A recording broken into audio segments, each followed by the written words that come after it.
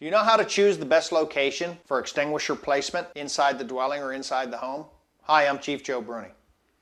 Fire extinguishers, at a minimum, should be placed in every cooking or kitchen area inside the dwelling.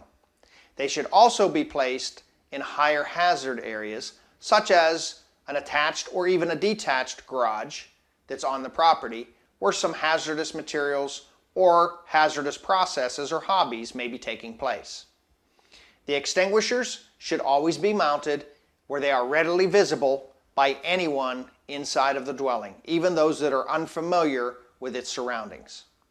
By placing an extinguisher underneath the kitchen sink in a cupboard type of situation would not make it readily accessible to someone unfamiliar with the dwelling or the surroundings, such as a babysitter. It's recommended that the bracket be used as the mounting hardware and that it be placed readily available and visible to everyone that enters the dwelling in case of fire. I'm Chief Joe Bruni. Stay safe.